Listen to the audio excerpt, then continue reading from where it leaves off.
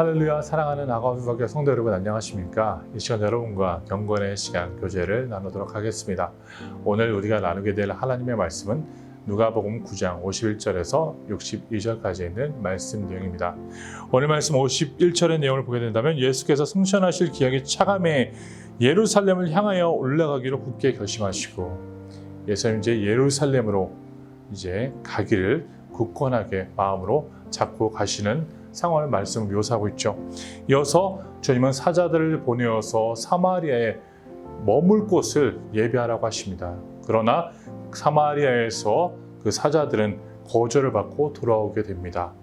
사랑하는 성도 여러분, 사마리아인들과 유대인들과는 갈등이 있었죠. 그 갈등으로 인하여서 사마리아인들은 유대인들이 예루살렘에 가는 그 길을 막고 있었습니다. 어떻게 보면 예루살렘으로 가는 그 길이 사마리아로 통했을 때 가장 빠른데 그때 당시 유대인들은 그 길을 피하려고 베레아 쪽으로 돌아서 갔다고 합니다. 오늘 말씀의 내용 우리가 우리 삶에 적용해 본다면 마찬가지로 주님이 우리를 위해 찾아오시는데 우리는 그 길을 가로막고 있지 않는가라는 것에 대해서 생각해 보아야 합니다. 하나님은 하나님의 선하신 일들을 우리의 삶을 통하여서 이루기를 원하시는데 우리는 그 길을 막고 있지 않는가라는 것에 대해서 생각해 보시기 바랍니다. 이어서 또한 오늘 말씀 내용을 보게 된다면 예수님이 가는 곳을 거부한 사마리아인들에 대해서 제자들의 반응을 보여주고 있습니다.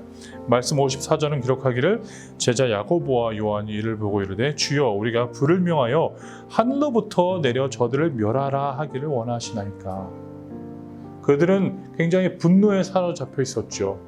어떻게 예수님을 거절할 수 있을까라는 것에 대해서 분노하며 이렇게 반응을 보입니다. 그렇게 반응을 보이는 제자들 앞에서 주님은 이렇게 말씀하십니다.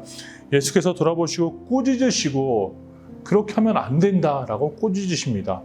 왜 그렇게 생각하느냐? 오히려 예수님은 56절 함께 다른 마을로 가시니라. 다른 길을 택하여서 다른 마을을 통해서 예수님은 예루살렘으로 향하십니다. 예수님은 이 말씀을 통해서 우리에게 평화주의자이심을 보여주고 있습니다. 즉 예수님은 사람들을 구하러 오신 것이지 그들을 멸하러 오시지 않았다라는 것을 말씀을 우리에게 다시 한번 보여주고 있습니다. 그래서 우리도 또한 이 말씀을 통해 우리의 삶이 제자들처럼 이렇게 반응하지 않고 있는가? 아니면 우리가 주님처럼 평화를 유지하며 하나님의 뜻을 붙잡고 하나님의 나라를 확장해 나가기를 간절한 마음으로 섬기고 있는가라는 것에 대해서 생각해 보시기 바랍니다. 이어서 어떤 말씀 내용을 보게 된다면 57절 내용은 이렇게 기록합니다. 길 가실 때 어떤 사람이 여짜오되 어디로 가시든지 나는 따르리이다 라고 하십니다. 어디든 가든지 내가 주님을 따르겠습니다. 그러나 예수님의 대답을 보십시오.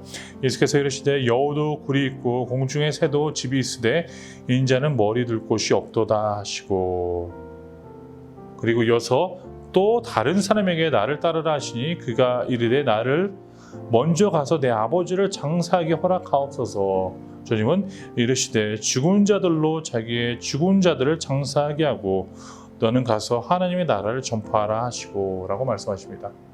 이어서 다시 한번 또 다른 사람이 이르되 주여 내가 주를 따르겠나이다 마는 나로 먼저 내 가족을 작별하게 허락하소서라고 합니다. 그래서 예수님은 이렇게 대답하시죠.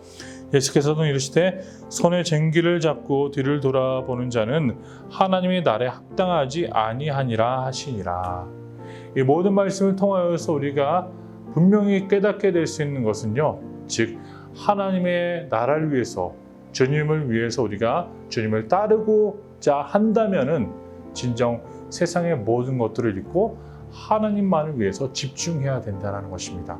다시 한번 우리 교회 성도님들도 이 말씀을 붙잡고 오늘도 비록 세상에서 우리가 살고 있을지라도 주님을 향해 우리의 마음을 집중하여서 그 집중을 통해 하나님의 뜻을 이루어내시는 분들이 되기를 간절히 소원합니다. 오늘도 축복된 하루가 되십시오.